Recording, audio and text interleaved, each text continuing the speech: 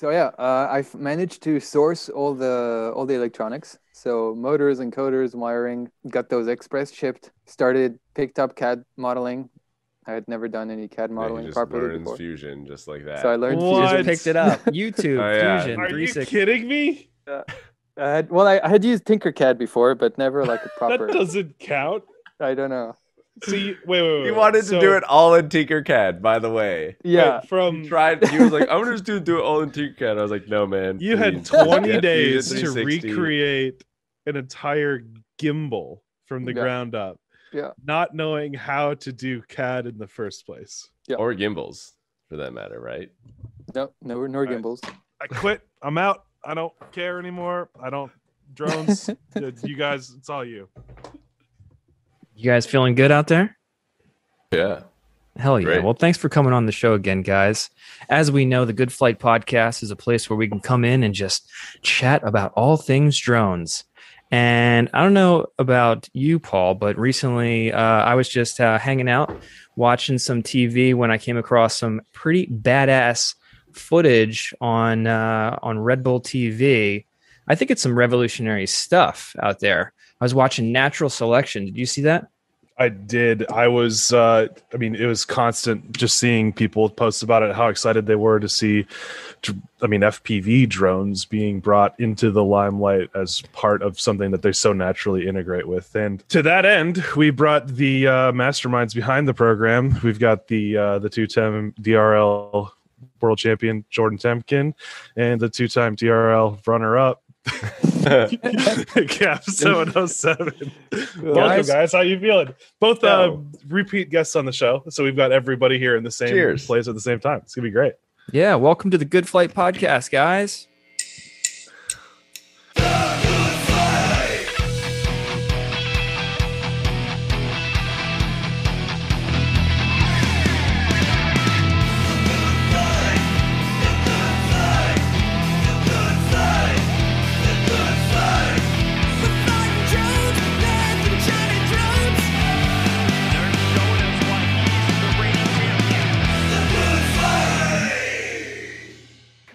Did we not play it when you were on? No, I don't remember hearing that. We like for episode 1, we recorded this like studio professional cut of the Good Flight Podcast intro song. John sings in it.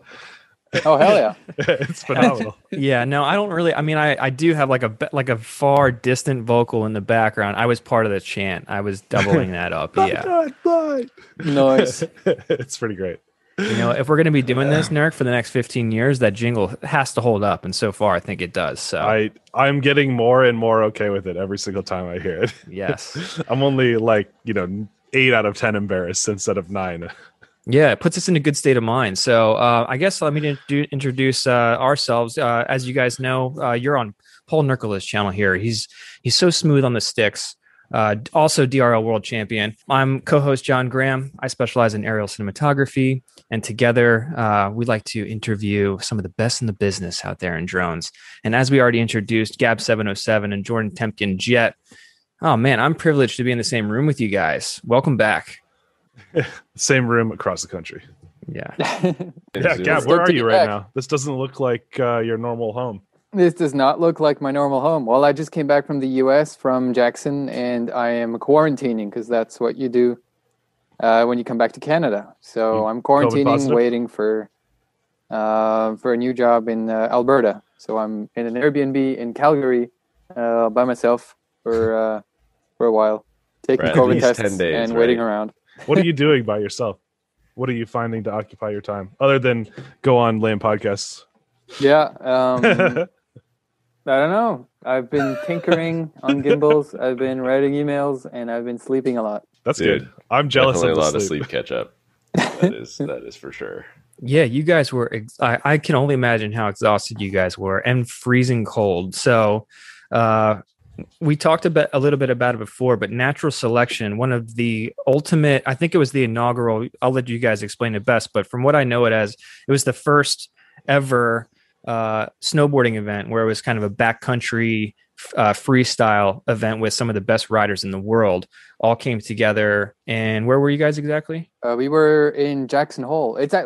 So there's a bit more history to that.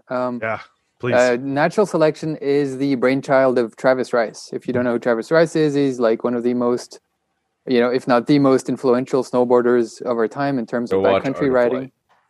Oh, yeah, if you haven't seen him, just watch The Art of Flight. That's it. That's all. It's like the golden era of snowboarding film and backcountry and getting out into crazy places and riding these amazing spines down, Alaska or whatever it is. I'm sure you've seen some of that kind of stuff. Anyway. Oh, yeah. So his brainchild was to bring back snowboarding to its roots, because that's where snowboarding is born. Snowboarding is born in the need to go in deep powder.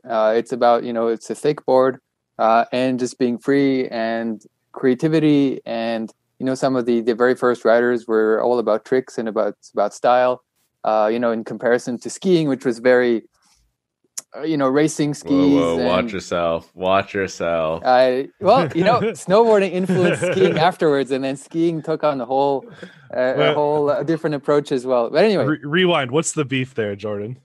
Oh no, I'm a skier, and we've, right. You got to talk a little trash. Yeah. Who's better, Gab or Jordan? Who's faster? Well, skis. Jordan on skis. On skis, you go way faster than on a board. Yeah. I didn't know if Jordan was doing pizzas or something like that. I know you're. Oh man, French fry all the time, dude. But yeah, Gab, give out your story.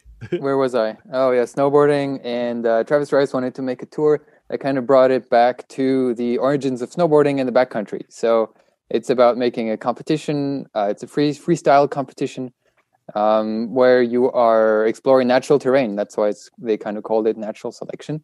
It's not about something that is fully groomed like a lot of, X Games or Olympics or things like that. The courses are actually built up during the summer. For example, in Jackson, they spend, most of the summer building up structures in the summer, like kickers and landings, and then you just let it dump. You let it dump snow, and then you end up with this absolutely amazing one-of-a-kind terrain that the riders can then zip down and perform acrobatic maneuvers on.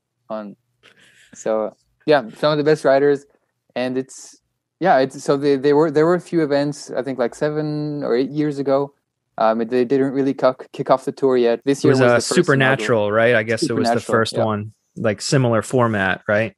Yeah. And then I guess it went on hiatus because it was just it's got to be expensive and incredibly difficult to put something like this on.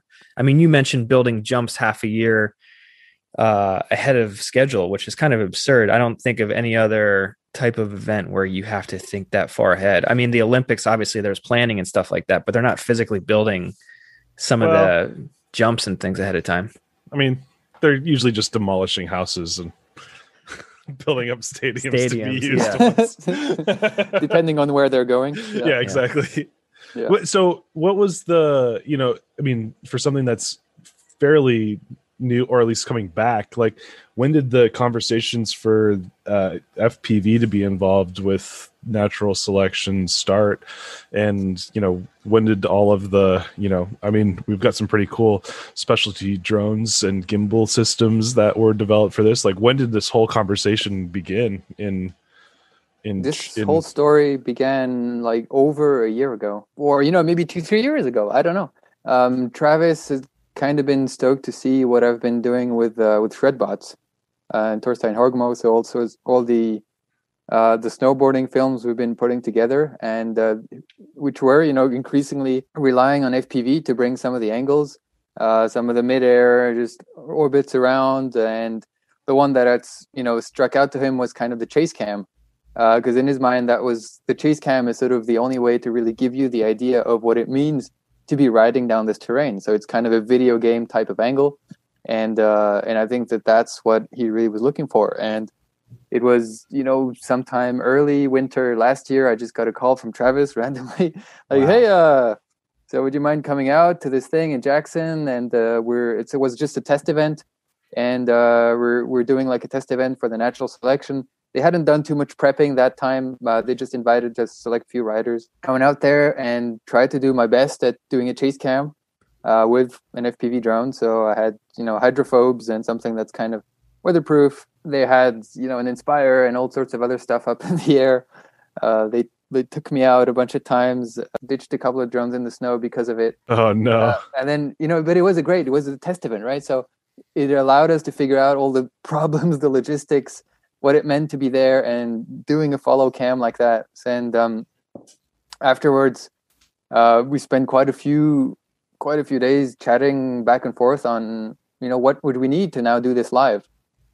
And then let's assume this was now a live TV show, and what are we doing? The FPV drone with the fixed camera angle, to give you an idea, I was running at like minus 30 degree tilt or something like that, because this was at the test event, or this is this time around? Yeah, this is still test event. We're still a year ago.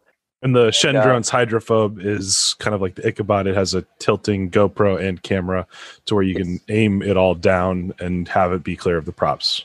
Also Gab's design. Yeah. That frame was actually designed for this kind of thing, because on a normal FPV frame, your camera tilt goes up and that's what's clear as your props. And that just doesn't work, because if you ever tried flying downhill, you could pick up a lot of speed very, very, very fast. And so, you need negative tilt, because it kind of, allows you to hit the brakes as you're coming down. But a lot of problems came up. Like the riders don't always ride perfect. As soon as there's some tracks, the riders just freaking bomb it down the hill, and then you need to be fast. And then the jump comes up, and then they start speed checking, and they start slashing big turns. Whoa. And then you need to hit the brakes as well. And it's very hard to match the pace of a rider going downhill. Like they're weaving in between trees, they're jumping. You need to anticipate the speed. Suddenly they're on the brakes. Sometimes they fall over. And if you want to make something that works for broadcast, the FPV with a fixed camera angle was not going to work. It was just not happening. And that's where I told him, okay, if you give me a year, I'll work on making us a gimbal. And that's what kind of sparked off that project. Well, I never actually got a year. I more so got like 2 months, but more on that later. That's how it 1 goes. month. Yeah. So you went out to this test event. You saw everything that was needed to be done, and kind of went back with this list of it has to be able to fly downhill. It has to be able to change speeds. It has to be able to change camera angle, I guess is what you're saying. Yeah. So what happened at that point? You just dive straight into development, or is that, where with all that information, where do you go from there? There's another element we needed was weatherproofing, which, also thing to add to the list. So where do we go from there? Back then, and I think, waterproof it. Right. That's Andy Shen's favorite phrase. Yeah, we always laugh about that with Andy. Like every time he shows me a design, I'm like, usually, all right, how do we waterproof it? And can it do negative tilt? Most of his time on The Good Flight was complaining about how Gab always wants to waterproof drones. Right, but I hope people now see why. You're flying through snow clouds out there. It was pretty cool. Like in that chase cam, you guys were getting as low as possible, and often, they slash up a big puff of pow or something like that, and you guys are following right through it, which is like the perspective that you only really see in video games, which is pretty badass.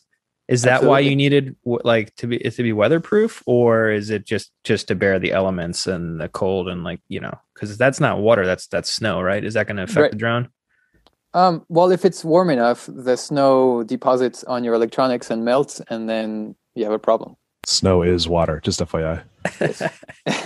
I like to toss up a couple easy questions out there, okay, Paul? So yeah, he's literally a doctor in material physics. Like he knows what. You won't get me on that one. Okay, so why can't you just conformal coat these things, and just call it a day or something like that? Oh, you probably could, but Yeah, when you've got a live show at stake, you want to do things properly. And in my experience with the hydrophobe and the rigs before, the best way to waterproof or just splash proof your rigs is just to put, protection for your electronics so that the snow doesn't get in the first place. And I think I still stand by that. A lot of people disagree and think you just can just smear some whatever that goo is that people have been. That is trending right now. What's it? Coating? Anyway, it's not conformal. Coating. It's not. There's something else though. There's even a special FPV type of conformal coating out there. But these guys aren't put Gorilla Glue in her hair. Working with Torgstein and Travis Rice, chasing snowboarders down mountains. Like, who cares what they think? Right. Yeah. But I mean, that's been my thought always. You need to protect your electronics, and my hydros are still rocking. A year later, you open them up, and the electronics look as if they came out of the package, and that's where I like my stuff to be at. Especially if I'm going up live. People that say you don't need to do more than just conformal coat are the people who also say like GoPros look just as good as a Komodo. It's just like you just don't know what you're talking about. I'm sorry. That, or they're the type of people like, oh, my motors don't last longer than like motor maintenance doesn't matter or whatever because I just I'm smashing them up in 3 months anyway. Yep, they're just sponsored pilots. That's what that is. Yeah. Hell yeah. So you've got waterproofing. You need to have negative camera tilt. You need to have variable camera tilt. You need to be able to live broadcast it. You need it to not fail. What else is there? Decent flight time. Decent flight time. Yeah, decent flight time. Resistance to elements. High altitude. Transportability, because we're obviously not they don't heli drop us in. AKA strap 3 onto Jordan's back and make him exactly. That's yeah. We basically had to ski all the gear in. But anyway, we'll get more to what happened. I guess, I can't wait. I'm so excited for how many little stories there've got to be of that sort of stuff happening. There's a whole bunch. So anyway, I am a year back with a big shopping list, and then just picking up contact with production, but how productions are, things move around and things are more complicated than anticipated. Like just putting on the event is really complicated because we're on a mountainside and there's a ginormous RF component to it because you can't wire cameras, right? So it's a huge network of RF stuff that has to cover the whole mountain to work. There's a lot of people involved. There's COVID, who almost shuts down everybody. And then by the time they gave it a go and like, okay, we're doing this, and all right, let's price things out and work it out, I had just very, very, very limited time. And that's where Jordan came in, because it was fall 2020, starting winter, and then we're like, okay, well, we need to do a test event, and we need to a scout event, and then just see the RF and see everything work. And the idea was, okay, just bring us a prototype and come on down. Because of COVID and the whole quarantine story, I wasn't going to go to the US just for 2-3 days and then quarantine for 2 weeks. So I put in the only other person in the world who I trust to fly this kind of rig and to see the vision and to follow skiers and snowboarders, Mr. Jordan. And I sent him. Basically, I slapped together this thing. Like I ordered a bunch of stuff. Drone is what he sent me. I slapped together a drone. I had it for 2 days. In 2 days, I basically just zip tied the crap out of it. Oh boy! I had a gimbal on there. I had a camera. I had a transmitter. Had everything that was kind of needed for the end project. But everything was just mashed onto this platform, and then shipped out to Jordan. Overnight shipping that took a week because of customs. Oh, jeez! And it showed up the day before I left. Mm-hmm. Oh my gosh, bro! Did you know what, Jordan? Did you know what you were getting, or like how involved? Well, were you so Gab says he's sending me a gimbalized Sicario, and that I'm going to go out there, and all I have to be is a pilot and just fly it, and no worries, no big deal. What ends up coming to the door? Well, and he shipped it out like on a Friday or something, and it was supposed to come the Monday, and I leave on a Thursday. It ended up coming on like the Wednesday or Thursday, with a broken gimbal that was snapped in half and in like 4 pieces. So I went to the hardware store. Yeah, super customized. Just like took it and just Customs decided to customize it. They had a couple extra Tim Hortons, little shakes, and just. That's kind of a horror story. I mean, that's a big problem right there. I was really proud of the drone my work. With like 4 bricks in there. Like it's not. No, they broke it. They for sure broke it because they like had put parts into Ziploc bags, kind of thing. Oh, like. So like Gab sent it out one way and it came to you in a few different and like pieces. The Tango pouch had like gimbal parts in it. And then oh my goodness. So I went and got JB Weld and a bunch of aluminum and JB welded the gimbal together. And it's probably like 3 times stronger than he ever gave it to me as. Right. So I was really Like proud 3 of my times Gab heavier. rig on that one. It's fine. Yeah. That's insanity. Well, so you got this drone, you got it together the day And before I you went flew on a out. scout that I had no idea what it was going on about because I was just kind of tossed into it. But Jackson Hole, so that was awesome. Yeah. And I met the RF company and I met the production core crew, and we went and I met Travis and a part of his crew, and we all went to the top of the mountain to show how awesome Gab's new drone was, and it didn't work. Oh no! The drone flew, but the RF and the camera and everything, it wasn't receiving video. The HD downlink broadcast system wasn't working. Oh no! And I was like, an RF guy.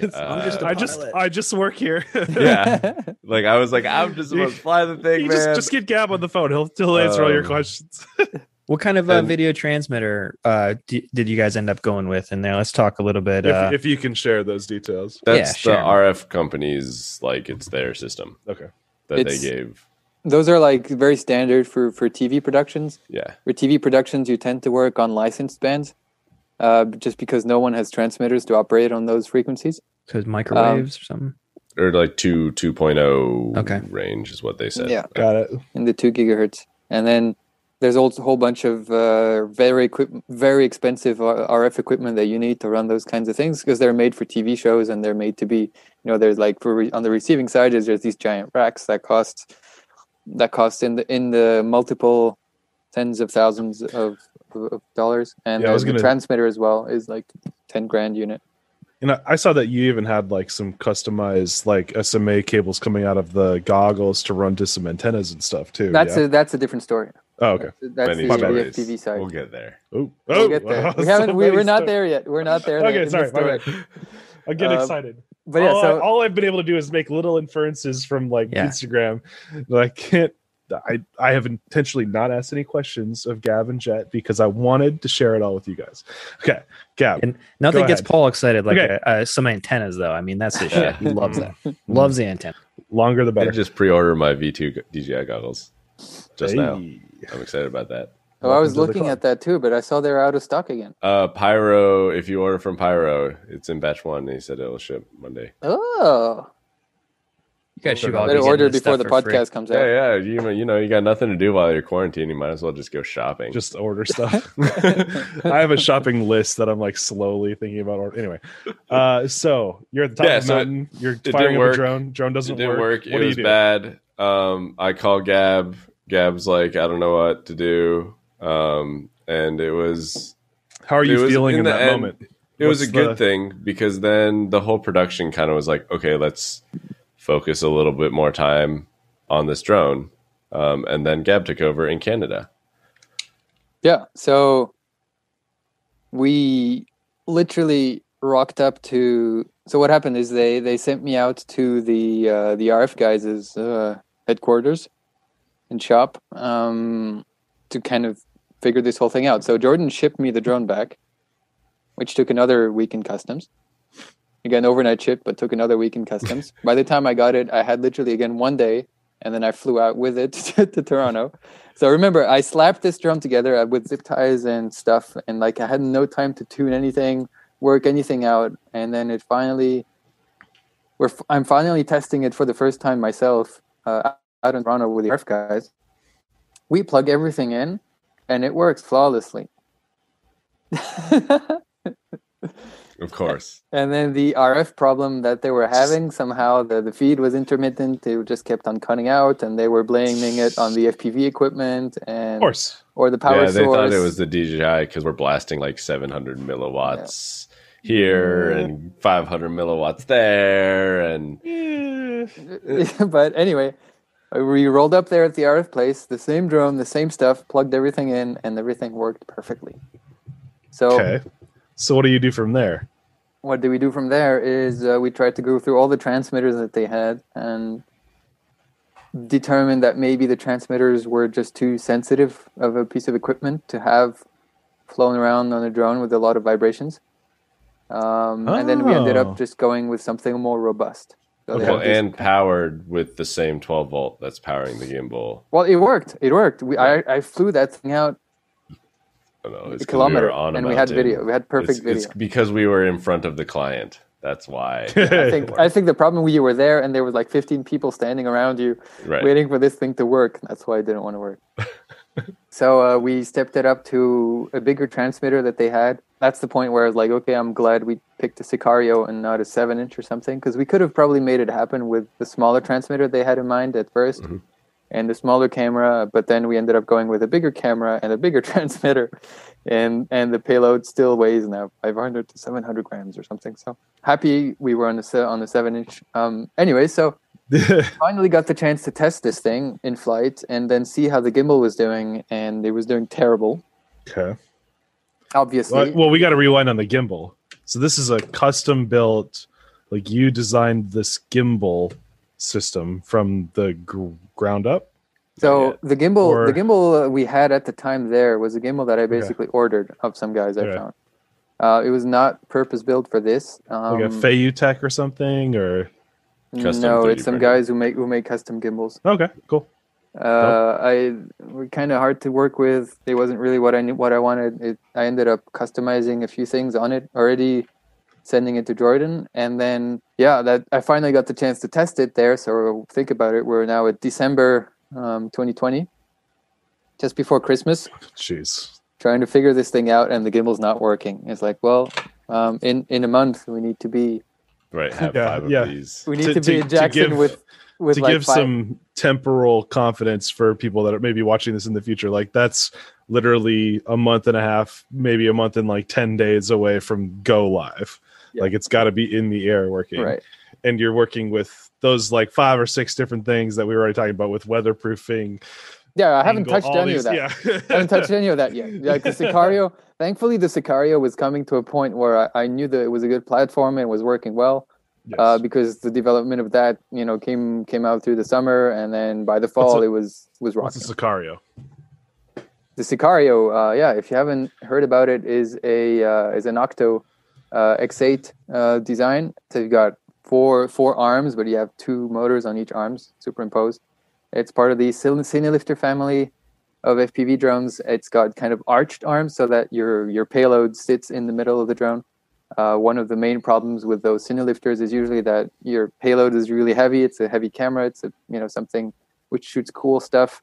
It's a nice camera, big sensor, and it's always offset from the motors a lot, which makes it fly not so great. And so the Sicario's answer is to kind of arch the arms up and put the payload right in the middle, and that gives it much better flight characteristics. So it's the sexiest Cinelifter in the world. That's what that is. I love that drone. It flies really well. It's like that Subaru motor, like the low center of gravity, the way the arms like arch up. It's just hell yeah. If you were, I mean this in the most complimentary way, but if you were to just imagine, like if you didn't know what a drone was and you said, hey, I want to make this camera fly, I bet you an artist would draw something up kind of like the Sicario. Yeah. You're basically just adding these beautiful arched arms to a flying red. It's curvy. Let's just be real. Like it's badass. Like a fine bottle. It definitely looks a hell of a lot better than the thick. Let's just put it that way. We call the thick is just like a thought. It's unimaginative. It's great. It does its job. Yeah. But, it was never supposed to be imaginative. Like the thick was. I told Andy one day, we were talking about hexes and things like that. We need to carry bigger cameras, and I told him, you know what, we need to go X8. And he's like, no way, no, I don't think any flight controllers out there can do X8. I think every conversation I've ever started with Andy starts with no way, and then he's like, okay, yeah, I get it. And then I started digging and found a few flight controllers that could do X8, and then we're like, okay, the game is on, and then. It's going to be crazy. Now people are developing amazing. X8 flight controllers just for that purpose. Right. Yeah. And back then it wasn't clear that was even going to fly, and that the Betaflight code would even work for X8s, because Betaflight code's always been optimized for quad rotors. Talking like a year and a half ago, or a year. That's the Titan back in the day. Remember the Titan that raced the Formula E? That was the one that crashed into the ground. Hey. Yeah. In front of. Yeah, but that wasn't on. That was in beta flight, was it, Jordan? Yeah, that was. Oh, okay. Yeah. But then, I mean, the question was always like, how good is it going to fly? Like, we have no idea. Because I think a lot of the code for X8s in like in the Ardu pilots and the whatnots are supposed to be optimized, and you can tune the gains on like the top level and the bottom level differently, so that because the bottom motors are fighting through the wash created by the top motors, and so the PIDs can be tuned differently. Yeah, anyway. I've been flying X8s for I guess about 5 years or so, heavy lift side of things, and it's just kind of how it was for redundancy or for whatever reason. That's just like the Griffin frames. They were designed around, a coax platform. And I always fantasize about my little mini quad, just like almost like taking two of the same mini quads and putting them belly to belly and just being like, oh, let's just rip this around. And here we are. Jet did that back in 2017. Dude, we did. With Moke and I. With Moke. with the I remember that two video. atoms together. Yeah. And two controllers and two that's another. And then you would like switch out. Okay, you're it now. Yeah, hey, I'm disarming. You take it. Best channel in FPV history. Show me what you got. Link in the bio? Still out there? Oh yeah, it's still out. So good. But yeah, Gab, where were you? You're so now it's December, developing, end of December 2020, and I'm freaking out because my gimbal's not working. And in a month's time, I need like 5 or 6 of those to show up live for natural selection. And do not want to disappoint Travis Rice. Do not want to stand like an idiot there with something that doesn't work. Like Jordan? Yeah, like I did. Like you did. Gab really could have gone to the States. He was just like, it's not ready. Just send Jordan. He's personable enough. He'll figure it out. I don't know if Gab broke it in the first place. Maybe it's just he just smashed it, threw it in the pelly. Nah, Customs broke it. It was very nicely packaged in there. I'm like, I don't know how they broke it. That was his reaction. When I said it was broken, he goes, "That's impossible. I packaged it so nicely. There's no way it could have broken." Especially where it's it broke. broken. Especially like at the point it broke. So I think they kind of opened it and were like, we can't put it back in because it was like nicely. Well, it was delicate plastic. It was, the way it was designed, there was like a 0.5 millimeter of holding everything together. My goodness. Okay, so you're a month out. So Gimbal's not working. So I start going on, trying to look through support channels and talk to the guy who built it for me, and then no response because it's Christmas and New Year's, and all these days go by until I finally found the software DRL switch. Season. Oh yeah, and we had races during this whole thing, like a bunch of stuff that just kept on adding, and then we have another race, and then another race, and then we actually thought there was a race tomorrow. Well, we moved it. There was this whole moment I remember distinctly where they're like, "Hey, we're gonna do a race on this date," and both Gab and Jen are like, "We're gone," and I'm like, what are they up to? Turns out it's changing the face of FPV as we know it, but we're going. So anyway, I finally found the software switch on making this thing work on, my horizon leveling was working perfectly. I could like rip around parking lots, and the thing would remain, like real steady. Crops it out, perfect horizon leveling. Whip it around. Because one of the things that is tricky on gimbals is that they're usually not meant for really agile platforms. Yeah. They're meant for platforms that kind of go slowly and nice and consistently. So it was important to tune it right and to have very beefy motors on it so that it could take any kind of G-force abuse. I got to the point where I was happy with it, and then called the guy up who built me that one gimbal, and called him up again, and was like, all right, I'm going to need another 4 of those in 2 weeks, if possible. I've been talking to him for like a month and a half or 2 about the different things, and I wanted to change the design. And, I had a guy, working with me on building this gimbal, right? So I'm talking to him, like, we're going to have to change this. This needs to be reinforced and yada, yada, yada, yada, yada. And then he basically turns around and says, I can't do it. Oh. I had a bunch of orders come in and I can't do it anymore. Oh, no. So here I am, like on the 5th of January, like going, oh my God. Like 3 weeks out. I have 20 days to make 5 gimbals, and I don't even have a guy to build them anymore. Did you have the intellectual property behind it, or did you have like CAD models? How much development were you? I had nothing yet. Yeah. I had a guy who You had a built me that prototype. gimbal, and I spent 2 months trying to make it work. So I had nothing. So anyway, on the 5th of January, completely freaked out. But I did manage to source what I basically decided, okay, I'm just doing everything from scratch, no matter the amount of time I have to put into this or the amount of gray hair I'm going to have to concede to life. His hair still looks great, by the way. Yeah, right. I don't think there's a chance that Gab will ever lose his hair at this point. No, it goes. It is here. That's age. Yeah, That's we the know. age coming through. For those that are just listening, he's pulling his hair back, and you're seeing a little bit more forehead than I expected to see. I'm not gonna lie to you. So yeah, I've managed to source all the electronics. So motors, encoders, wiring, got those express shipped.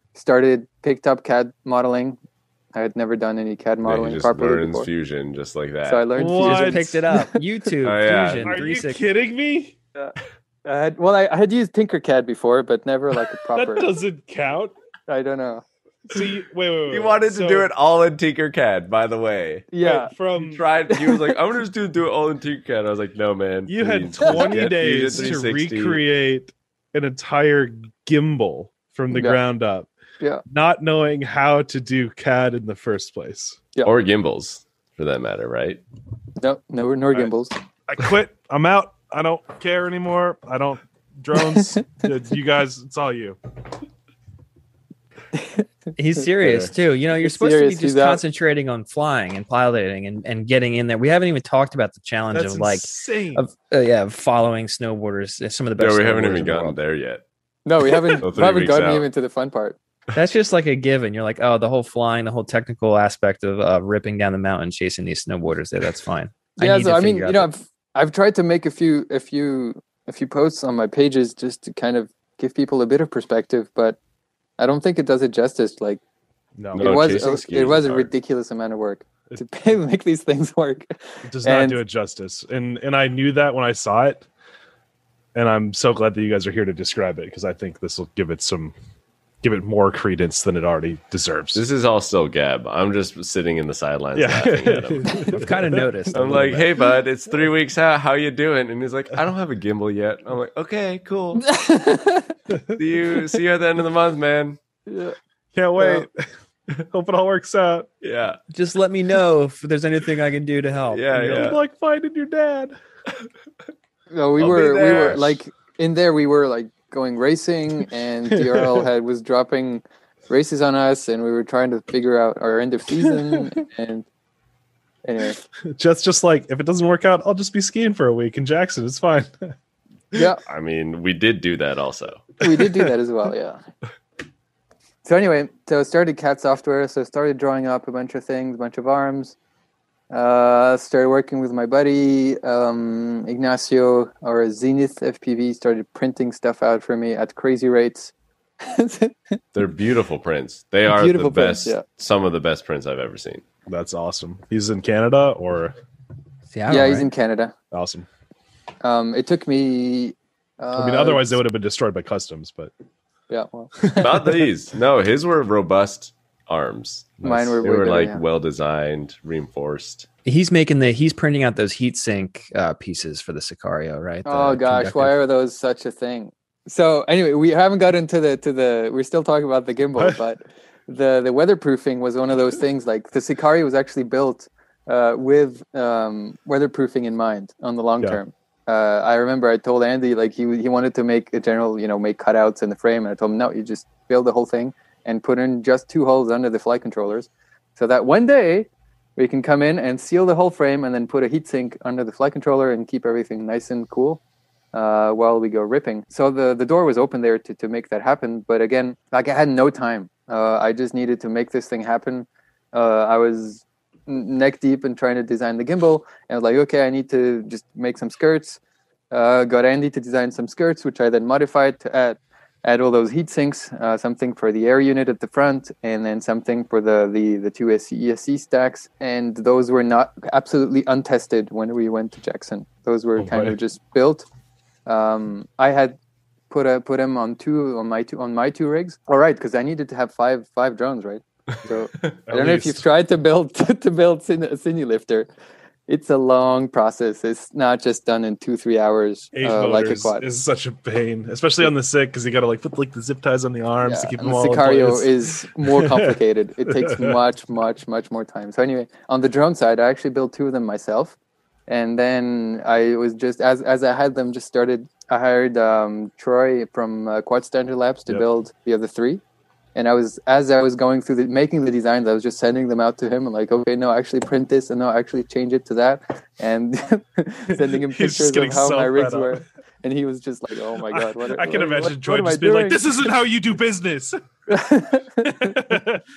And then he actually like finished them. I finally shipped him the thermal parts because he didn't have the plastic. So the thermal parts, the heat sinks are actually 3D printed. Just because it's lighter and you can design anything and yada yada yada. It's not as efficient as aluminum, but for FPV we don't really need that much heat conduction. Mm-hmm. But anyway, they're only like $50-$60, Jordan. So just like, why not just like get it? Just order them up. Why not? At that point, that's the mentality I have. Well, we're going to be working on that a bit better now. We have a bit of time, so maybe we'll have some aluminum stuff. Aluminum things as well, but I just need to take them through the ringer and see if it actually makes a difference or not. Anyway, so I'm shipping stuff to Troy as well, getting him the weatherproofing kit that he needed to build the Sicario with, and then he basically finished the rigs like on Monday and shipped them on a Tuesday, and then I was rolling into Jackson on a Wednesday and got them on Thursday, and then I basically spent. Oh, and I had a DRL race as well. Oh, yeah, from the conference. That's where Jackson. You were in the conference room? Yeah. I was in the conference room in Jackson, and I had just gotten the rigs the day before and spent the whole day like rebinding everything and making sure everything works, realizing, oh my God, we forgot this, we forgot that. Oh my gosh. Anyway, we haven't gotten to that part yet. We're not there yet. Okay. Remember, we're still in January. I'm still trying to design rigs and designing gimbals. And I finally like all the parts, and then realized so we spent some hours with Andy to design the pod on the Sicario to carry the gimbal, obviously, right? Yeah. And then realizing, oh my God, I'm gonna have to build 5 of those, and then start counting screws. Oh shit, I need like 1,000 of these screws, and I need there's like a ridiculous amount of 3D printed parts in carbon. I needed to get cut like everything like within a couple of days, and then finally assembled all the parts.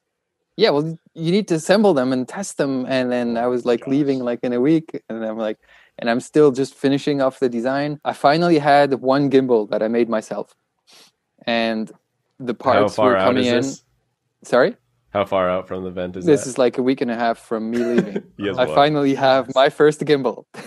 I'm so stressed, and I'm like, and it's after the fact, and it's been a success, and I'm still stressed out. I know. Right. And then, I know how the story ends, and I'm like, oh my God.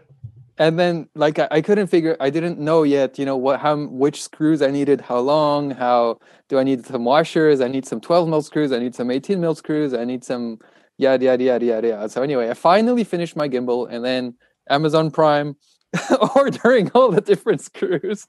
Next day delivery because I couldn't find them in the local stores. Oh my gosh.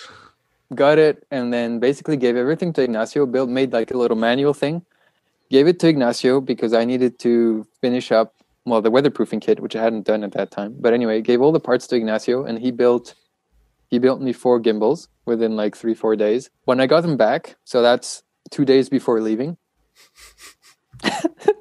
before transitioning countries. Yes, before leaving to the global US. Pandemic. Yes.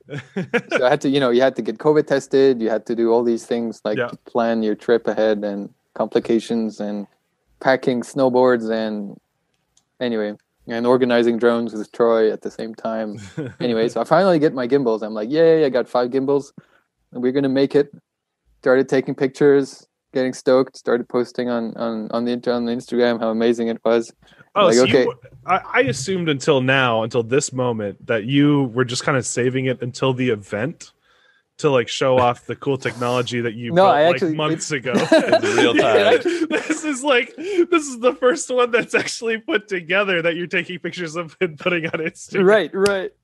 So I put it together and went, hang on. I have 5 gimbals. I'm stoked on having 5 gimbals. And they're like, okay, well, I guess I should test them, right? So I go back in, I flash all of them, turn them on, and one of them worked. Oh, my Oh, gosh. man. Only 1 out of 5 worked. What do you mean worked? Like, what's going This, on? this is in Canada or like this you is in Jackson? This is in Canada. I'm Okay. still in my place, but I'm leaving in like 2 days. Is it just like twitching around? Is it twitching? Is Yeah, it you not turn it hold- on and the gimbal is like perfectly fine, and then something goes, "Wah!" And then the second It's one like just me at a started. drone race. The second one goes, to, to, to.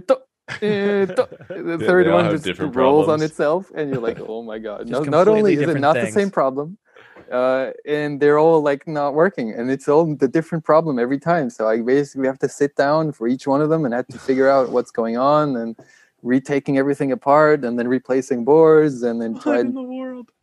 Anyway, so I'm Lucky you freaking got out. so many of those boards, though, huh? Yeah, a good thing. I 'Cause you ordered bought a like bunch of 10 extra sets. parts. Yeah. Okay. I ordered like 10 Wait, sets. so what's 'cause your failure rate at this point is 80%? something like that. I don't. So I'm still in the. I still don't really know if they all failed because I like didn't calibrate them properly because I didn't know the software right, or there's something I forgot to configure, and somehow one of them just worked out of the box, and all the others I had to tinker. Oh my goodness.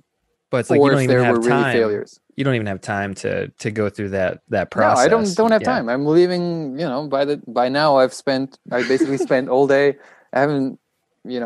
I've spent all day, and then it's packing day, and I'm like, okay, they kind of sort of work now, and they seem to perform correctly. Packing day is the same day as travel day. I'm just saying. Are Well, you like not when you're leaving at eating- 4 a.m. What are you eating during this time in your life? Like, are you wearing pants? Like, what's going on? Like what type of a scenario is this? Like, I could just see him, Nurk. I could just see him like running around like a freaking mad scientist, and like, you know what I mean? Just like not even prioritizing. He's showering. a PhD of material physics. No matter what he does it as a mad scientist. Oh, did I tell you? I He also eats got a 3D cereal printer. as a mad scientist. I haven't told you. I also got a 3D printer in that time. I remember that being picked up as well. Yeah. How'd that Yeah. go? Is it the worst hobby you've ever gotten into? No, it's great. Okay. It's, Oh, it was look at that. absolutely Look at that. absolutely necessary for me. Look at that. Because I'm like, making designs and slapping STLs out, sending those out to Ignacio to print. But I'm like, if I just had a printer here, I could just do it myself. What, Jordan? So in the midst of all this, a printer showed up, and then I spent 10 hours building that thing like in a day because it was like, I need this working right here, right now. Well, because you decided to buy the kit for some reason. I probably shouldn't have done that. you have to print your own parts with the printer to make it work and stuff like that. Well, there's like a fully built one and a kit, and he's like, I have 0 time and it's crunch time. I'm gonna buy the kit. Yeah, maybe a bad decision on my part there, but I learned a few things about the printer. There you go. Next up, Gab gets an MBA too. Yeah. A little process, a little business. And all right, so great. So I'm flying out to Jackson. I think I have 5 gimbals that probably work. Rock up in Jackson. Next day, the drones come in. Let's start binding everything up. Realize I forgot to tell Troy to put in kill switches. Well, and I'm Because- supposed to be there to help, but I'm not. Right, Jordan was supposed to be there at the same time at the start, but he wasn't there But because DRL we had race decided to be that same couple days, so then You're gonna race in the conference room too? they did not want me to.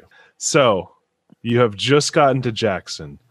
You are competing in a world championship whilst making sure that 5 handmade 3-week-old gimbals with no practical experience, no practical testing, hoping that you don't disappoint one of the number 1 snowboarders in the world with your custom made drones.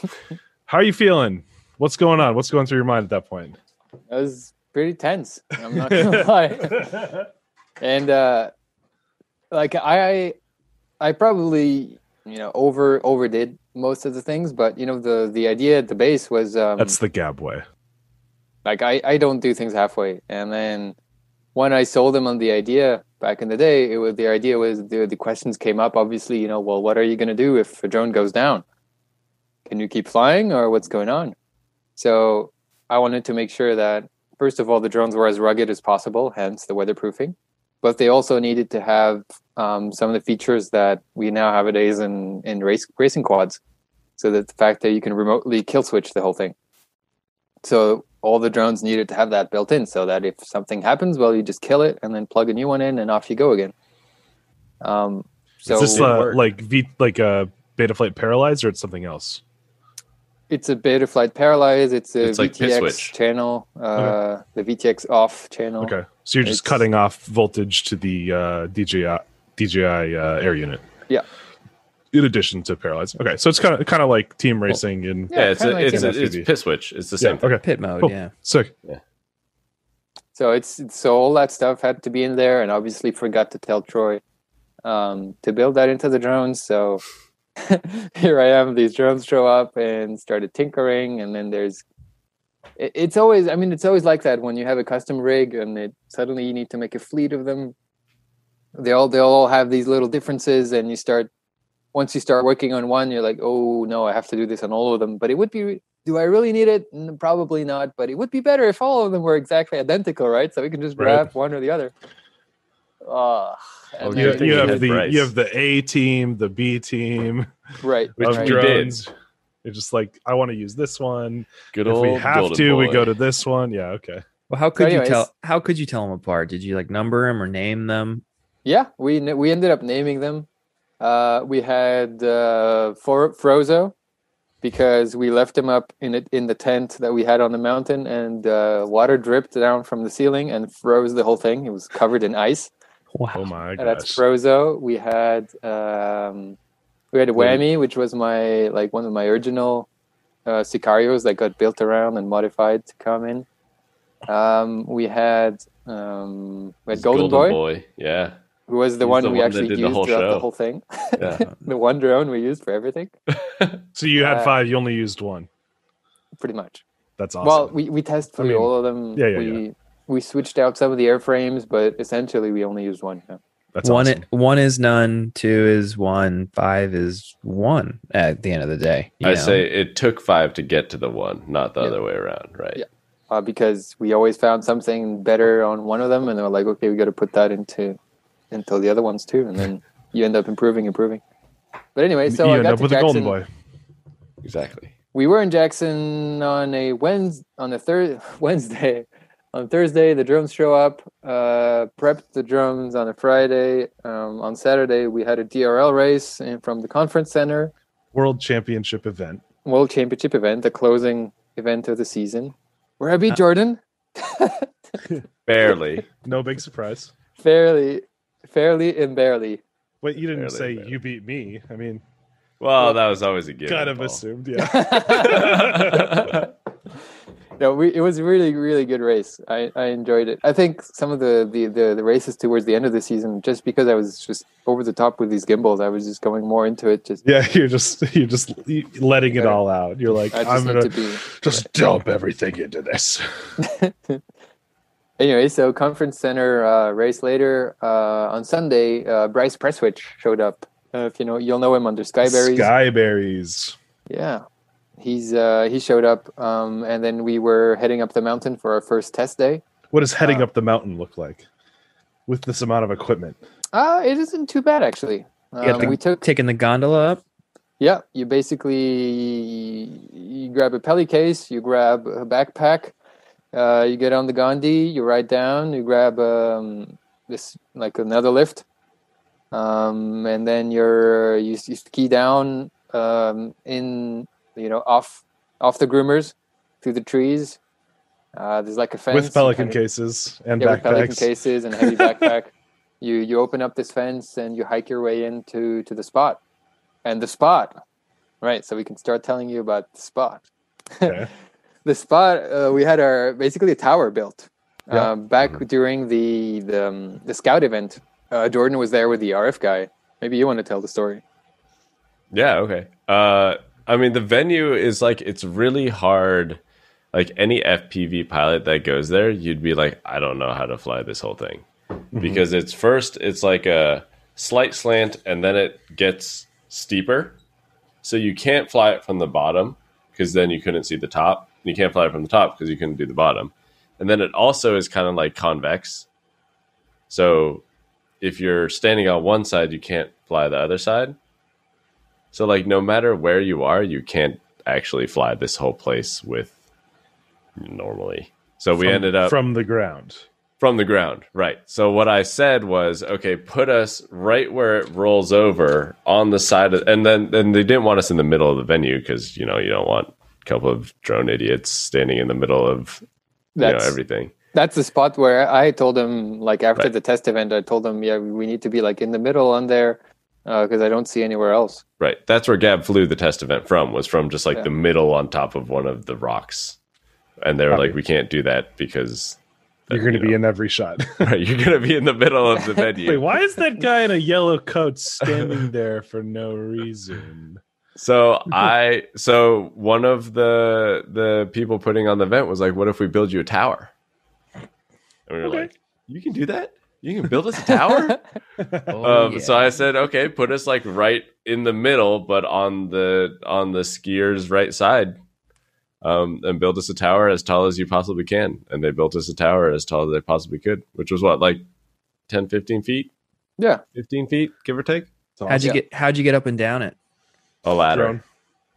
Very sketchy ladder. Very sketchy ladder and ski boots. Yeah. Oh, yeah. Did you guys have like a pulley system or something to get gear up and down? you one arm on a pelly and one arm and you Oh my god! And like in 0 degree weather where everything's covered in snow and ice. Got it. Yeah, in ski boots. Yeah, in ski boots and cold. No big deal. Windy. I mean, to be fair though, there's probably the least dangerous thing happening on that mountain that weekend.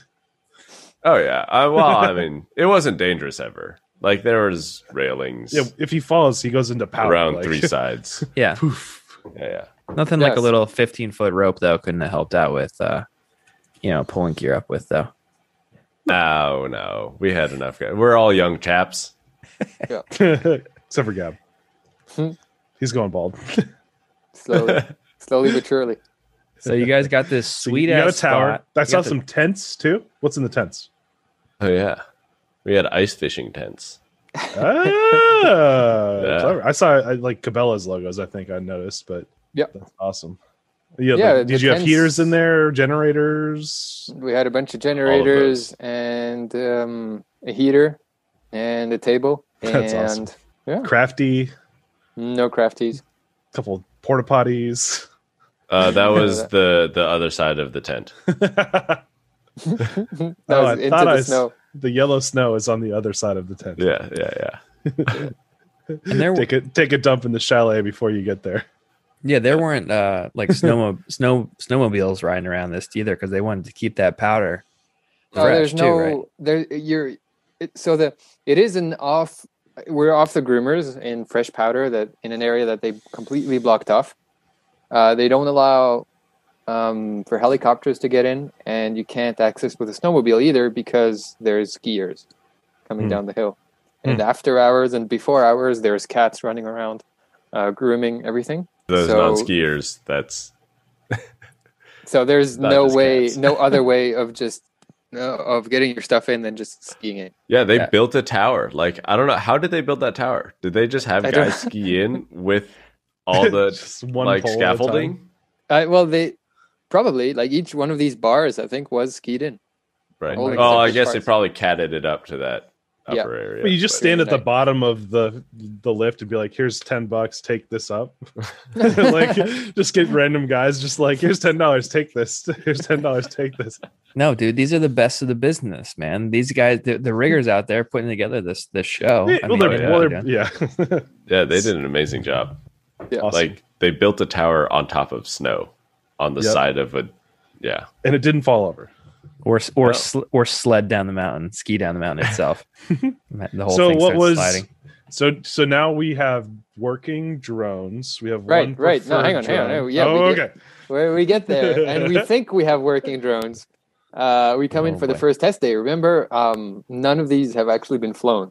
They had no time to test fly any of the gimbals, nor test fly any of the drones. Like, as most professional gigs go. Troy. Yeah, you're crazy. All this like extraordinary effort going into it, and then like no test flights. It's just couldn't. I just no time. I'm in Jackson. I got a DRL race. I got stuff to build. Stuff comes in. Like I travel, and then we got there, and we finally our first test day on the mountain, and so Jordan's maybe another thing. Jordan talked about how we have this this really complex spot to cover, and there's no way, even actually from the top of the tower, that you could really reach everything. Like, we didn't know how high the tower was going to be, and so I got in touch with my good friend Hugo from TrueRC. Yep. And it was like, well, hey, so could you make me a little system so we could like extend range on the DJI goggles? I want free on the goggles, range. on the Crossfire. Can I just have all the range, please? On the Crossfire, we were on the Crossfire on Isn't the that goggles. We all do that to Hugo, though. Basically, we're just like, Hugo, hey, man, make I it just go want further. better range. Can I just fly further and more places? So we spoke about we discussed different options, different things. I actually tested some stuff during that month of January with like a bunch of boosters for antennas. I had an extension for my Crossfire, and I thought I was all rigged up. Anyway, we roll up for the test day. What ended up happening is Travis needed some footage for the riders of the lines, like all the different spots. He wanted like footage to cover it. Anyway, so we literally just rocked up, and then Travis shows up and like, all right, I need this footage. So I already slapped some stuff together, and let's start to go fly. Take off with the first drone, fly to the top of the venue. Link quality goes to 0. Drone goes straight into the snow. While Travis is watching. Well, Travis is obviously right next to me. And we're like, okay, all right, bro. That's a good feeling. That's a great feeling. And now we gotta recover that one drone. And anyway, that was the whole ordeal. Did that you found it in the powder? Or? Yeah. It was thankfully it crashed right next to where some of the guys were at the top of the venue. And then so the guy saw it go down. And then one of the organizers who already knew what it was to go pick up a crashed drone from the test event, where I actually got stomped on by the Inspire that they had. Anyway, he knew what it was to pick up a crashed drone and knew what to do and brought it back. Anyway, that was fine. But either way, that was just kind of the first feeling, the first moments of being up there. Later on, I fired encouraging. I took off all my extensions. I just went with basic things that I know: antennas off the goggles, the Crossfire on the remote, remote powered by a battery, and I did that stuff for him, and that was fine. And then we started testing. Finally, started testing the gimbals, and some of them were like rolling, seemed out of calibration. Some of them were working right. Some of them were popping.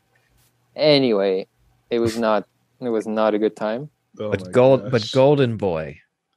Golden Boy, I'm not even sure we tested him. Like we started having so much trouble. We with discovered stuff. Golden Boy later on. Yeah, as a late bloomer. Yeah. As you do. So we went down that night. We had tested some of the antenna extensions, and they seemed to work. We tested some other ones which did not seem to work. So yeah, finally getting to testing our gear, and some victories, some defeats. Went up the next day. This time with Jordan, who had just rolled in on the Monday. Jordan rolls in. It's like, what's going on, guys? Yeah, I'm like, hey, I'm so excited to be here, and they're like, oh god. Like that same night, we were like, opening rigs up, installing kill switches, working on different parts, tuning gimbals. That's what you posted to Instagram. You basically did like a teardown, like hyperlapse, and you're filming this stuff and documenting. Oh, we did that every single night. Don't worry. Yeah. Oh yeah.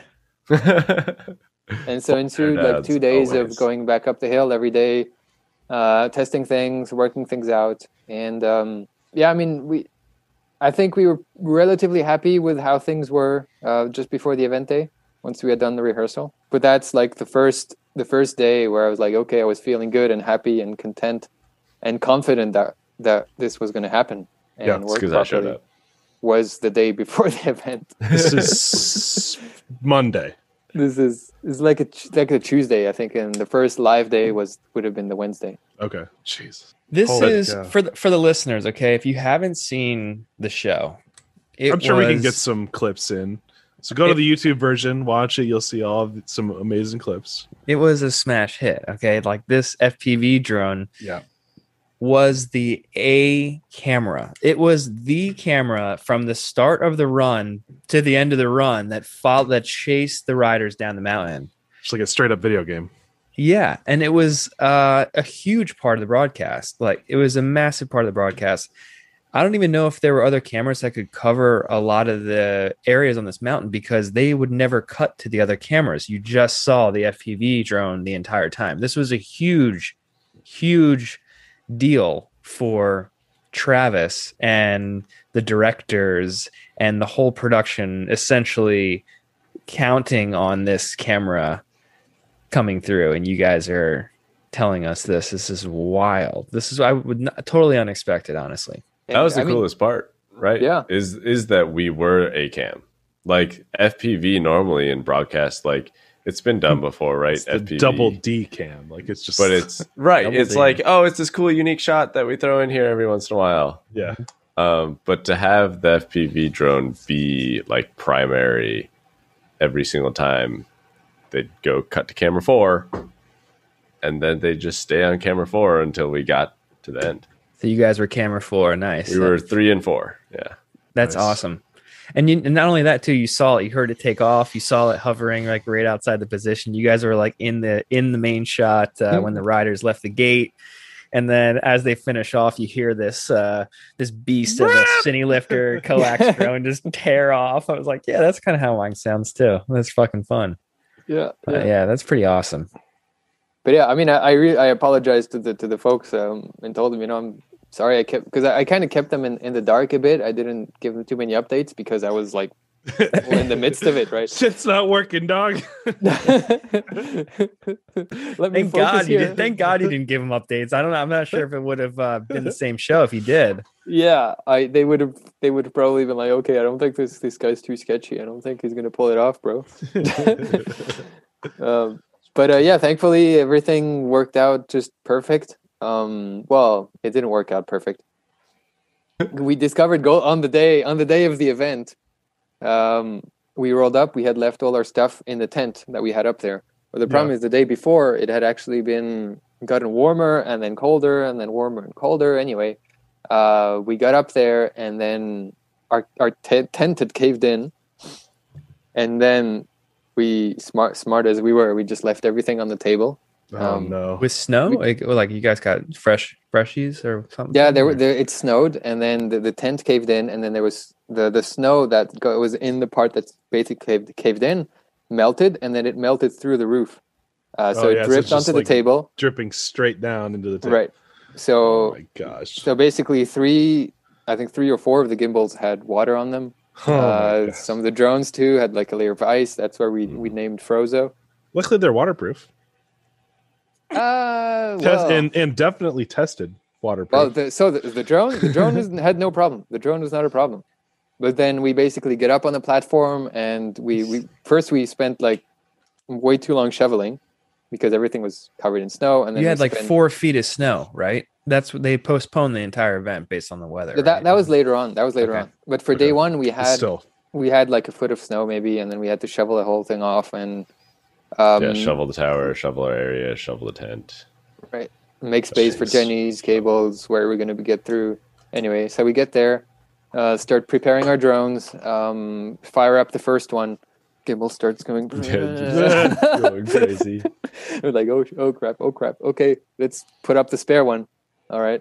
Brought the spare, plugged the spare in, and the gimbal starts going, like rolling, like, oh God. And then that's where we found Golden Boy. Golden Boy was the backup. It was originally never supposed to be flown. It was not supposed to fly. Oh my gosh. So up comes Golden Boy, and he finally just holds it. And then literally we were ready from like 5 minutes before the show actually started. Oh my gosh. Like normally we were supposed to like take a break there and eat, and we were just scrambling, shoveling, getting stuff ready. Debugging drones, trying to figure out what was going on. Okay, screw it. We're going to the backup. Take all the props off this one, put them on the other one. Well, and we had all woken up at 4 a.m. Right. To get to the compound at 5 a.m. To get on the mountain at 6 to get a lift up at 6:30. So the sun hasn't even risen, and we're riding the chairlifts to the top. Jeez. Yeah. So it's really cold. It's what, 7 a.m. by that point, 7:30, if that. You, along with all other production, all the other camera guys are out there. Everyone has to go up at the same time because it's like before this lift opens, So there's just doing like a specialty production lift of everyone all up at once.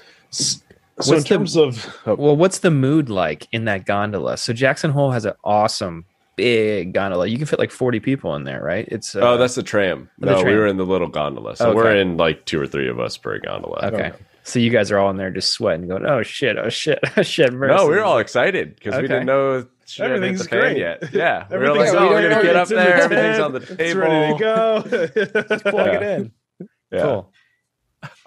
So I got a question on it. So in this moment, when you're shoveling crap off your drones and defrosting Frozo, and you've got 5 minutes to go before the thing starts, in terms of like stress levels, how does it compare to, like being in DRL finals? Which is worse at this point? Probably more for Gab than it's Jen. a different. I wasn't stressed. I was. Hanging out, man. It's the same kind of thing, I feel like when I'm in those kinds of moments, I'm just very focused on what I'm doing. Okay. And the stress is really replaced by what's the problem, how can I solve it, and what are the different options. And that was just it at the moment. All right, we got 10 minutes. Okay, that should be enough to take the props off this one, do this, do that, move that transmitter over to this drone, and make things work. And we were ready with a backup. Yeah, like if at any time one of the working. rigs went down, we would hit a button, and then we still had 2 more backups. So, for anyone listening, what advice would you give them to have that same attitude in the face of high stress, things not working? Like, what do you do to stay focused on the mission at that point? It is very important to be focused. I don't know. Don't focus on the things that you can't control. That is one of the things that I think I really learned in racing, is that some things you can't control. Your nerves are very hard to control, but I mean that's not really should not be the focus. You can't control if you're going to get mid-aired out of the race. You can't control, especially you when can't Jet's control in the heat. circumstances. But what you can control is, for example, your breathing. Am I breathing heavily? Am I breathing slowly? Am I tense? Is my body tense? Is my body relaxed? You can work on that.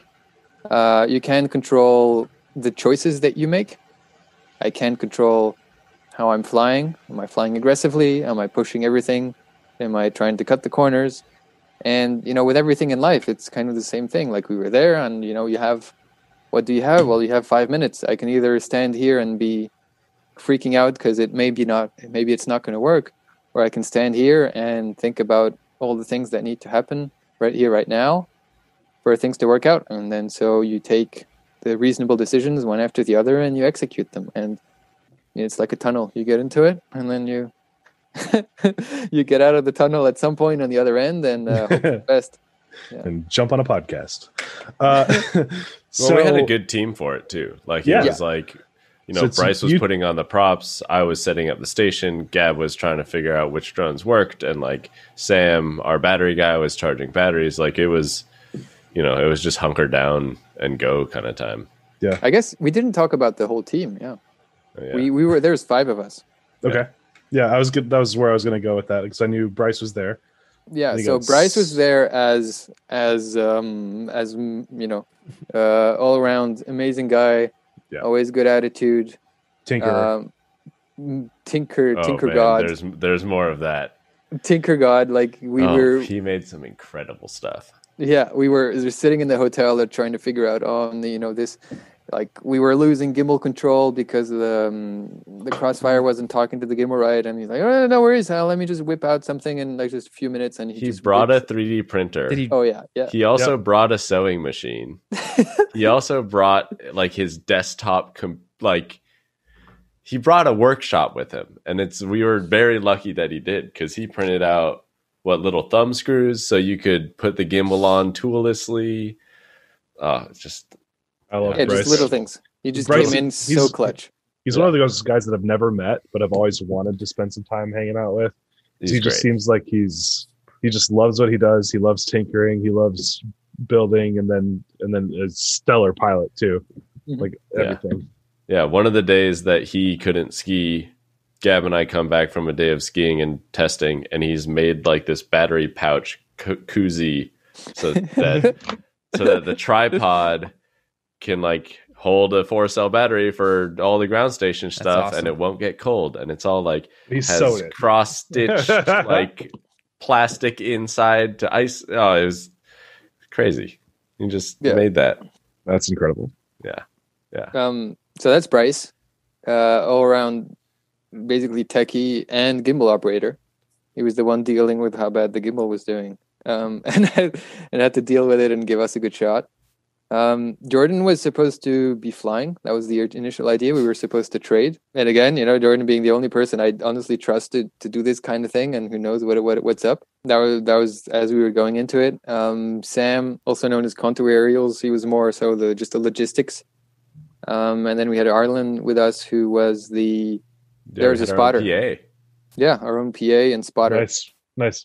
Because you need, legally you need to see the drone. It's supposed to be in line of sight. And from the top of the tower, we could see kind of the start and some of the sides and some of the bottom, but we could not see the drone on half of the course.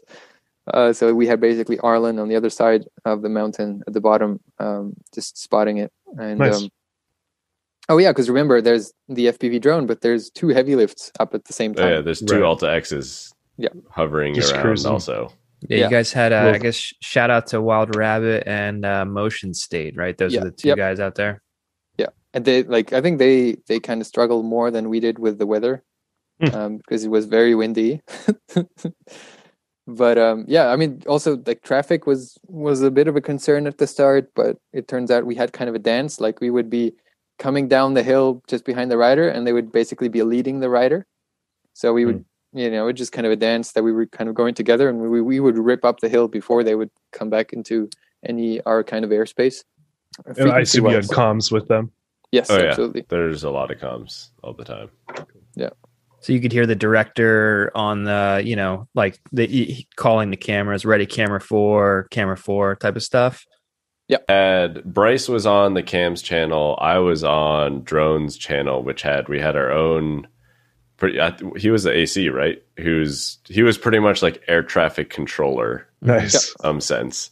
Mm-hmm. So he's telling us when to repo, when to get up, when to heavy lifts to swap around, and there's a lot of comms going on. Yeah.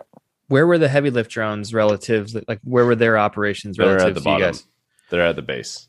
Okay. Yeah, because their shots were pretty much almost like a helicopter style. They were flying the Movi carbon zoom lens. So they had a really long telephoto lens zooming in and out. Did they also have a helicopter there too, or was that just a heavy lift drone? Just okay. Heavy lift. Yeah. So those helicopter style shots were all coming from that heavy lift drone. And you said high winds. What were the winds like? 25 to 30 mile an hour winds. Oh. Well, and you'd have like cold. These snownato things coming through, and funnily enough, we had one of those like just as the first rider dropped. Yeah, jeez, snow. So the first rider, Gigi Ruff, he actually won this first Supernatural. Anyway, he drops in, and then this tornado starts coming in, and just everything is white. The trees start shaking like crazy. He just goes off a jump and then disappears. That's how it goes. We just completely lost him within 10 seconds of him dropping, and then where is he? And like spinning around, like what's going on? I found him again, and then kept on going. My goodness, it was a pretty cool perspective. Like I feel like the shots you guys were getting, it was obviously because of the gimbal, it had more of a polished look than like a hard mount FPV drone, right? So it was in line with what you would normally see with broadcast, but it still had this very raw, reactive kind of look to it, which was really cool. You guys were trailing the athletes sometimes 10 to 20 feet behind the athletes. You could see they were piloting almost like trying to predict where the riders were going to go and the runs that they were going to take. It was actually kind of a cool little dance between you and the athletes. So kudos to those flying skills. Well, that was then the next difficulty was flying these rigs, and I started up first because I knew the athletes and I'd been down this course with athletes before, and then it took me a good few runs to get the vibe of first of all where they're going, and then what the pacing is. It's just very hard to predict when they're going to hit the brakes, how hard you need to turn, how much speed they need for each one of the jumps. And you kind of need to predictively know, okay, he's gonna need that much speed. So you see him bombing into the jump, you're like, you're going way too fast, buddy. And you already predictively ease off a bit because you know he's gonna hit the brakes. Because some of them would just go way too fast and then shoot the jumps, and then they start going down, and then they just, with the powder, there's just a poof, and then it's just a cloud of snow, and you're like, where'd he go? And then we'd spend like a lot of moments. I'm obviously like, I'd come in with the drone and have to pull back so hard that I couldn't see the guy anymore, or the girl. Right. So I couldn't see anything because I'm full on the brakes and I'm freaking out. Just like, whoa, guys, what's going on? What's going on? Tell me. We're like, we don't know where he is either, man. Where'd he go? It's just powder out there. Yeah. And then we suddenly like, oh, he went right. Okay. Wow.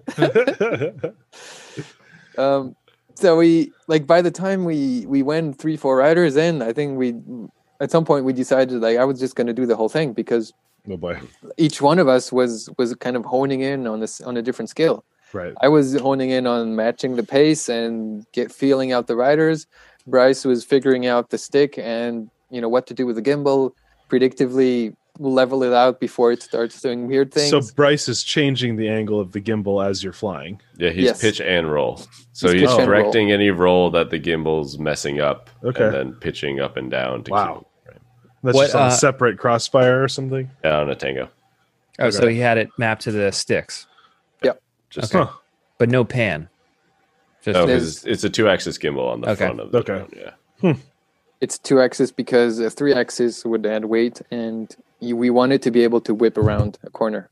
Yeah, we can't afford this thing to lag and not be in sync with what's happening. Are the judges judging off of your shot then? I believe the judges got a multi-feed. Okay. I believe so. I'm not 100% sure, but they need to see everything from all angles, right? But I'm assuming they were definitely seeing our shot and watching it. Oh, absolutely. I mean, you could hear even like Salema Masakela like talking about like the shots and like there was like there was like one instance where he gave a shout out. Did you guys rewatch the broadcast? Yep. Okay, yeah. So there was like one instance where he gave like a shout out to the drone pilots, right as like you got really close to him, and like one of the dudes might have fallen or something like that, and they had to go back to look at the other cameras to make the judgment. So there's a huge level of pressure there to have be the camera that this contest is being judged off of. Right. You know, and I guess on that same thought, the other interesting thing for that is that consistent look, because they were using like the FPV shot primarily in this entire show. The judges kind of had the same kind of look from the drone's perspective versus having all these different camera angles that they were cutting to. You could potentially, with those different camera angles, you could potentially have a certain run look differently, even though it wasn't maybe as impressive. But because of this FPV run was like a consistent approach, when Mark McMorris won that thing, you were like, holy shit, this guy is like throwing down right now, you know? So yeah, it was important to always keep the same angle, the same distance, the same everything, and kind of keep the same feel as much as possible. And that's what I think made it hard. I think on one of the runs I took the liberty of like doing like a little side angle or a little something just because I was feeling it. But like did you get yelled at? Thankfully not. Okay. But the idea was to always keep it simple chase cam and keep it going. Like the pacing was just the hardest thing, because if you watch the show, like it was nonstop. Like we'd get to the bottom and then they'd call in the next rider drop. So what would happen is I would rip the rig up at like 70-80% throttle uphill. Remember, there's like 30-mile-an-hour wind downwind. So you're not climbing was actually super hard. I'm like, pulling, what was it? Standing there pulling like 60-70 amps. Jeez. And the rig is barely moving. Like, me, you're like, oh my gosh. Oh, that's one tree, 2 trees. Well, those batteries are cold. They didn't like that either. Yeah. Anyway, so that was part of the difficulty. Anyway, ramping that thing up, coming in, quick swap, battery swap. We had Jordan on the pit stops, Nice. I was pit boss. Way to go, Jordan. As always. Yes. So excited for mayhem. He's getting practice.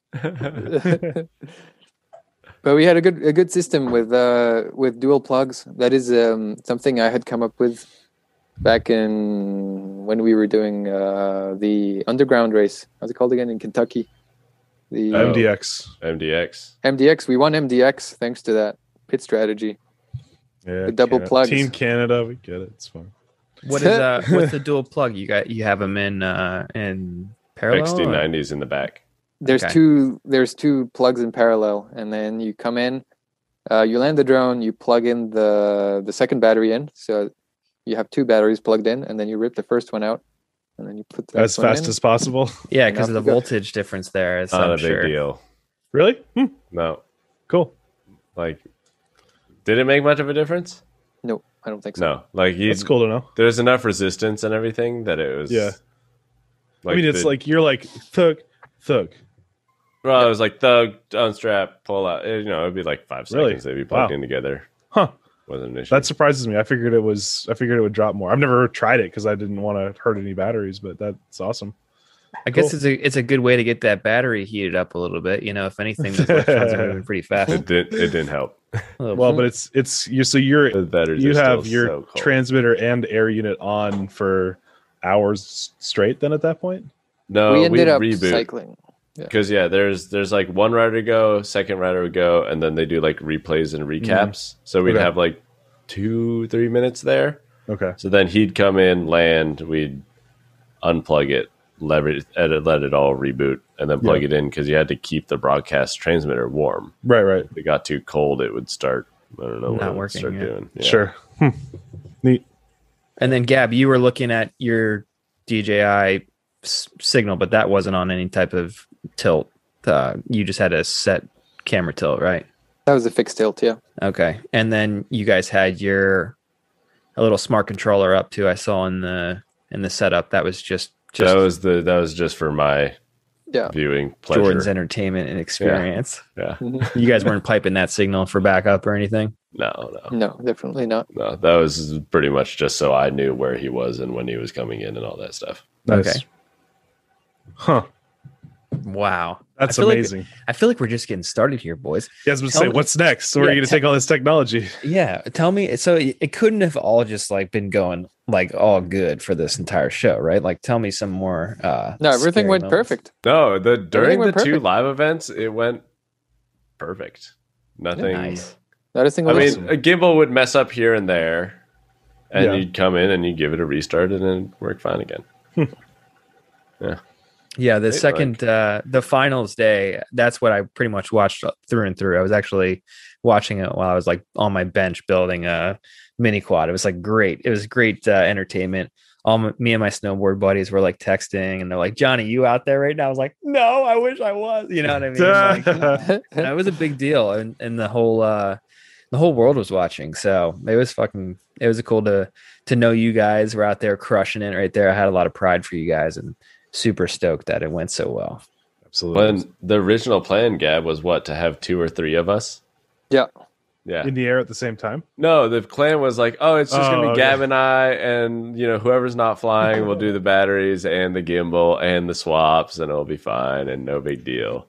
But we found out we needed all 5 people. It's a big deal. Like 100. We really needed every single person was on it and had stuff to do all the time. Yeah. That's imagine if it was just like us. What would you do differently starting now? Like if you did the version 2 of this event, or when you do version 2 of this event, what lessons have you learned? I wouldn't change a thing. Oh, really? Operationally, I think we had it down. So the original plan had us fly 2 drones. Had us like two full separate drone crews. So that once you get at the end, someone already took off and was already ready at the top again. Sure, yeah. But then we figured we weren't losing that much time by just doing a pit switch. Sure. It takes 30 seconds to rip up to the top of the mountain, maybe 20 to 30. So as long as you're heavy enough on the throttle, you can be fast enough to the pits, spend 20 seconds in pits, and another 20 seconds to the top. That's a minute. And that's as much time as the Alta took to go from the bottom to the top of the course. The heavy lift took 45, 50 seconds to get from the bottom to the top. So it was perfectly dialed in, to be honest. Like, I don't know that operationally, I don't think we'd do anything differently. Maybe the only thing we'd change is I'd have more time to work on the gimbals and make something that is really set it and forget it. Sure. As we were hoping. You're quarantining right now, dude. You've got time. That's what I'm doing. So I've been on it all day. Awesome. I'm okay. So I don't want to sound like whatever. Dude, all praise Gab right here and Jet and the whole team to make this done. But was there ever a moment in your head where you're like, an Inspire 2, like, or something like that? I know they mentioned they flew it before, but I think we talked to, you can fly the Inspire 2 now with like the DJI Air, and you can bolt that on there. It has a gimbal it doesn't descend. It doesn't descend fast enough. No, you can't descend fast enough or cut through trees. And besides, the tree gaps are tight. Yeah. Like the riders barely fit through. Right. There's the secret jump. Like that one was where it's like 3 trees that are kind of like next to each other. So the one line that you had was, a meter wide at most. Yeah, you Inspire. No. Like the Inspire doesn't descend. That's like problem number one, right? It's like what's descent rates. Yeah, you get like 5 meters per second max. 12 meters per second or something like which that. Which still isn't even nearly enough. Camera drone guy over here is all. Yeah. I mean, I'm just like, I'm not defensive. I'm just saying, like, we all have our tools. I'm not defensive. I don't know what you're talking about. We just have our tools that, like that we'd be used to using. I flew old, boring tools. Yeah. I actually flew for Red Bull Rampage 2 years ago, and we flew a heavy lift and an Inspire 2. I did not have the FPV system on that job. That was one of the most stressful jobs of my career. I mean, it was just incredibly nuts. So I kind of know what you guys were going through to a degree, let alone it wasn't 0 degrees and we didn't have 4 feet of snow. But it was high altitude, and we were tracking athletes descending. I think it was 1,200 feet from the start of that run to the bottom. We were somewhere in the middle, and it was incredibly challenging. Our job for that show, we weren't directed to do any type of chase cam. We were asked to do more of like a general wide, because there were some blackout areas in that course where there was no other like man cameras that would be able to cover it. So we did our job to kind of do an overall, kind of wide profile look at as they're coming down. So, but overall still incredibly tough. Yeah. Well, maybe by the time we get to next Rampage, we'll have one of these. Yeah, I think so. Buddy. Yeah, I think so. I mean, it adds a huge dynamic, totally new look. And if anything, that's what we're all expecting now, because it went over so well. So and if you need a battery bitch, I am 100%. It was my tough. job. It was tough getting the right crew together. And I think, like, I knew my first man was obviously Jordan, but then we spent a bunch of time discussing who else we could bring and who else wanted to come, and then there's a whole bunch of people who put their hand up who were so stoked to come, and it was just not. I didn't. Gotta be able to be well enough to carry a giant Pelican case, right? Off course, Skyberries is the perfect choice, right? Yeah. And then stand in the cold for all day. I love the shot of you guys like pacing around the. It was cold, man. That day was really cold. Yeah. We have a shot right here too. I guess one of my other questions that I really wanted to bring up too. I want to see if this will work. But there was a moment. Oh yeah. There was a moment watching the broadcast where this guy, who was the rider, Ben Ferguson, did a little speed check. Okay, that was not a speed check. Well, what did he do? He tried to do a butter, but then kind of sank in a little bit. Oh my goodness. What happened there? So I had just said, hey, you need to catch up right when he did that. Yeah. So for those of you guys listening out there, or who could barely see that photo I just held up, there was a moment where Gab's drone was, I want to say, a foot from this dude's goggles. Nah, the camera is you know, focused the in lens a is bit. a little tighter. It's Okay, so tighter. 2 feet, 2 feet, 3 feet. Let's It give it was 3. tight. Let's give it 3 to 4. Yeah, 3 to 4, maybe 5 or feet, 6, 5 or 6 feet. It This was- thing was ripping right at him, and there was a moment where I was just like, "Holy, holy shit!" What? But that exactly highlights why we needed a racing quad for this. Yeah, This was not going to happen with your Inspire, Yeah, bro. the Inspire would have just If- clocked him in the back of the head. Like, yeah, just smacked him. What happened is he took a bit of an obtuse line. He went instead of keep on going downhill, he went along the hill and then lost a bunch of speed, and then decided to do a nose butter. So it's kind of a figure where he like flips around and then drags the nose, and then normally you kind of flip out of it and then keep going. The problem is he did the butter, but he wasn't going downhill. He was going side hill. So he started buttering and then lost too much speed and then planted the board into the snow and then went straight downhill. So he basically did a full stop, and then went sideways. And we just came off the jump before, and he just picked up a bunch of speed, and Jordan was like, "Hey, you might want to speed up there, buddy." and then I can and hear then by him the saying time that. by the Says that time while he's racing. right, by the time he disappeared behind a tree, so I'm gassing it, coming around the tree, and then by the time I noticed he was doing a butter, like, oh crap, get on the brakes, and then just managed to just avoid him. But That's that racer's instinct right there. That's what all the training comes down to, essentially. Yeah. Absolutely. Only the 2-time runner-up could do that.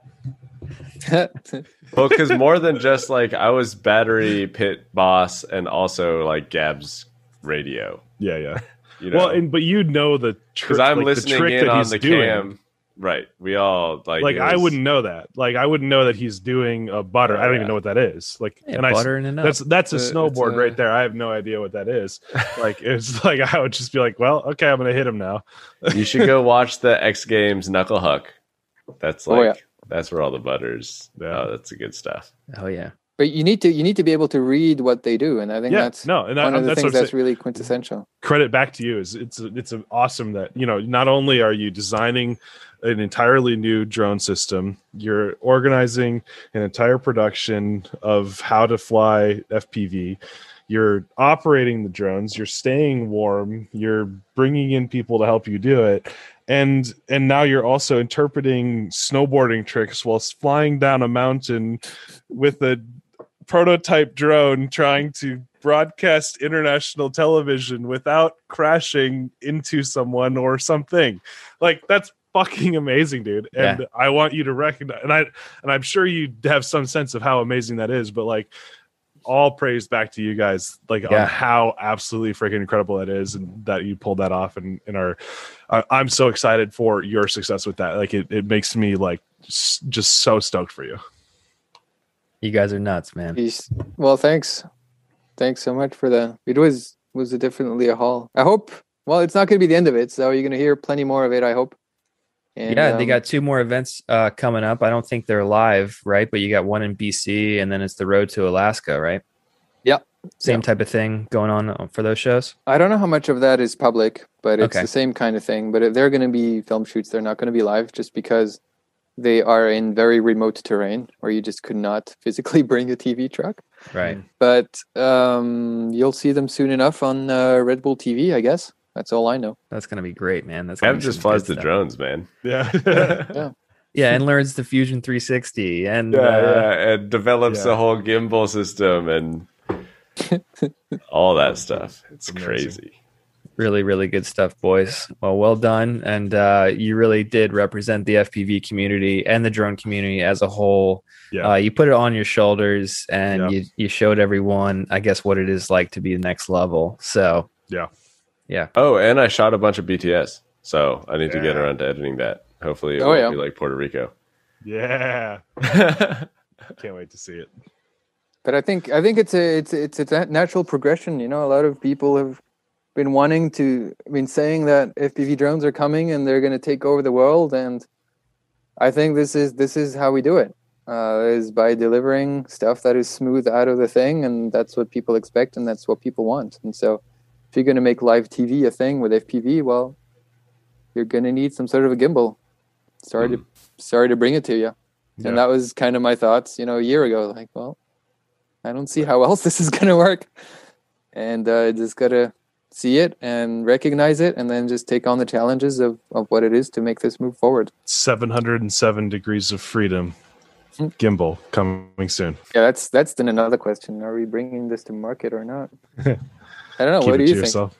Yeah, I think people will definitely buy it. You just I think you should comment down below what you think Gab should do.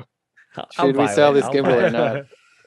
I got so many questions. Like, I posted those pictures and I had like instantly like tens of messages of, hey, I'd love to. I've got some project I could really use this on. I'm like, I didn't even bother sending you a message because I'm sure that you were flooded. I was just like, I'll just catch up with them later. I just wanted to tell people, bro, you don't even realize how much of a headache these things are. Like and they don't even really work. But I guess, we got them to work in the end, or at least we got that one. I mean, how many IMUs did you go through? 10? Just to get Golden Boy? 8 or 9, I don't know. Right. Like just a little accelerometer board, like they would just die and you throw it away and grab a new one, and hopefully that one has better QC than the last. Yeah. I don't know. I said I'm still working out the kinks and trying to make them better. There's part of it because I guess gimbals are complicated, and gimbals were in a place where you can openly buy them and tinker with them 5 years ago. That's when all the Alex Moss gimbals were in hype, and people were starting to put bigger cameras on them. And at some point, it just became this obscure magic. Where only DJI and Vayutech and FreeFly and a bunch of other people Grimsy, but yeah, I mean, we even struggle with that too with larger camera systems or FLIR camera systems, or there's not that many solid, reliable gimbals, especially that integrate in with the rest of the drone too. So, and that's like can handle the G-forces of a racing drone, right? Like you're adding a whole nother level of hard. So it becomes this world of custom built to your application, to your camera, to your this, to your that. Yeah. And most of the people out there just want to sell to customers. So all you can buy is cheap ass smartphone controller gimbals, or even the action cam ones. Like, they're fading out because GoPro's killing them off with onboard stabilization. Yeah, which you can't do in a production environment, or like a live production environment. No, you can't do that. So, but yeah, the dark art of gimbals. Oh man, 2021. Hey, but if they made an SDI out GoPro, yeah, that'd be sweet. Where you could hyper smooth an SDI out. Yeah, that would be like, yeah, Hypersmooth 3.0 is pretty good. Well, even then, you'd still have to gimbal it because you need it. You need the lock horizon. Yeah, but at least now you're down to a 1-axis gimbal maybe at that point. Well, I mean, Hypersmooth is still gonna.